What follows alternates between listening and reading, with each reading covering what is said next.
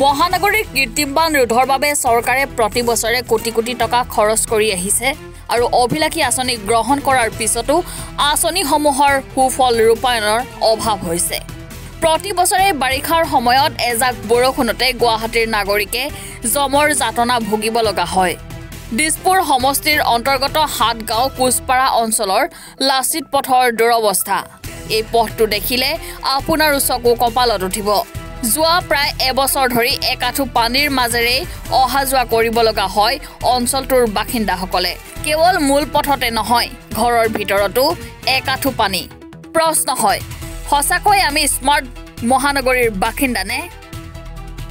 হল এনেকুৱা ধৰণৰ আমি ইয়াত আজি বিগত 30 বছৰে আছো, এনেকুৱা সমস্যা হোৱা নাছিল। মোতকৈ আগত ৰিটায়াৰ্ড কেপ্টেইন আছিলে ডিফেন্সৰে, এতিয়া এখেত আছে, এনেকুৱা পানীৰ মাজতে আছে।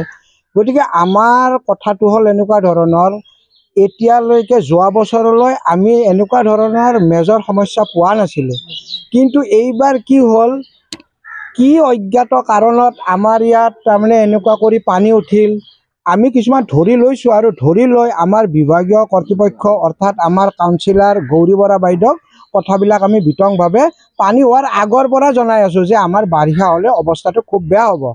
কিন্তু এটা কথা আমি ক'ব লাগিব, তেখেতে কিন্তু অসুস্থ অৱস্থাৰেও বিভাগীয় মিউনিচিপালিটি, তাৰপিছত আপোনাৰ PWD, GMD আৰু ডিজাষ্টাৰ মেনেজমেণ্টৰ মেজিষ্ট্ৰেট এজনক লৈ 3-4 দিনো ছাৰ্ভেৰ কাৰণে আহিছে।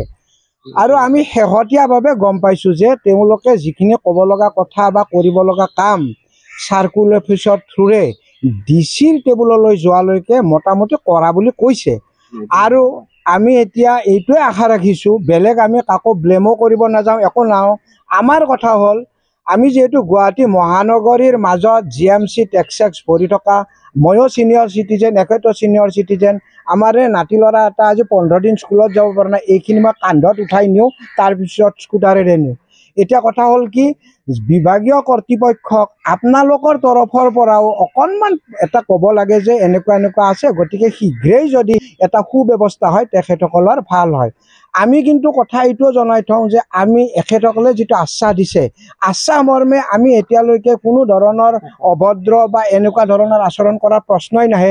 কিন্তু আমি যদিহে একো সুফল নাপাওঁ, তাৰপিছততো আমি কিবা এটা ব্যৱস্থা ল'বই লাগিব। গতিকে এই অঞ্চলবাসীৰ দুৰৱস্থা অতিকৈ দুখ লগা অৱস্থা। আজি যোৱা বছৰো অলপ পানী হৈছিল, এইবাৰো গোটেই পানী হৈছে। পানী হৈ গোটেই আনকি লেট্ৰিন পৰ্যন্ত পানী সোমাইছে, ঘৰৰ কোনো পানী ওলাই যাব পৰা নাই। আৰু গোটেই এই সমস্ত এলেকাৰ পানীটো ইয়াত ব্লক হৈছে। তাৰ ফলত মহ, পোক, পৰুৱা, সাপ, বেং চব ঘৰত সোমাইছে। ইতিমধ্যে আমাৰ ঘৰৰ ওচৰৰ পাজৰৰ পৰিয়ালৰ বেমাৰ আজাৰো আদি দেখা দিছে। গতিকে এই চৰকাৰৰ ওচৰত এটাই অনুৰোধ, যাতে অতি শীঘ্ৰে এইখিনি সোনকালে ব্যৱস্থা কৰক, নহ'লে মানুহক ইয়াত ভেলতটো নিয়ে হাতত দাঙি লৈ যাব লাগিব, তাৰ কাৰণে মানুহৰ মৃত্যুৰ মুখত পৰিব। গতিকে সেইকাৰণে চৰকাৰৰ ওচৰত অনুৰোধ, যাতে সোনকালে অতি শীঘ্ৰে ব্যৱস্থা কৰক, তাৰে কামনা কৰিলোঁ। আজি মই ইয়ালৈ বিয়া হৈ অহা প্ৰায় 15 বছৰেই হ'ল। যোৱা 15 বছৰ ধৰি ইয়াত তেনেকুৱা কোনো প্ৰব্লেম পোৱা নাছিলোঁ।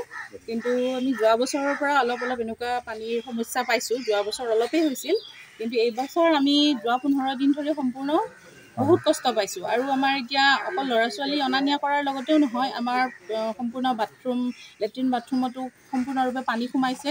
আমি সেই ক্ষেত্ৰতো আমি বহুত অসুবিধা পাই আছোঁ। আৰু সন্মুখতো আপোনালোকে দেখিছেই প্ৰায় একাঠু পানী। এইবিলাক আৰু ল'ৰাটোক অনা নিয়া কৰাৰ কাৰণে বহুত অসুবিধাৰ সৃষ্টি হৈছে। প্ৰায় আমি অল্টাৰনেট ডে বা প্ৰায় 15 দিন ধৰি আমি পঠোৱা নাই ল'ৰা। আৰু কেতিয়াবা নিছোঁ যদিও আমি কোচত লৈ বা কান্ধত লৈ ল'ৰাটো পাৰ কৰাই দিছোঁ, তেনেকৈ অনা নিয়া কৰিছোঁ।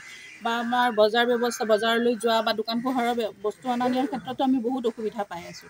গতিকে আমাৰ এই সমস্যাটো যাতে অতি সোনকালে সমাধান হয়, তাৰ কাৰণে আমি অনুৰোধ জনালোঁ কৰ্তৃপক্ষৰ ওচৰত। গুৱাহাটীৰ পৰা হেনাদে ৰিপৰ্ট, এনি ভাৰত 24।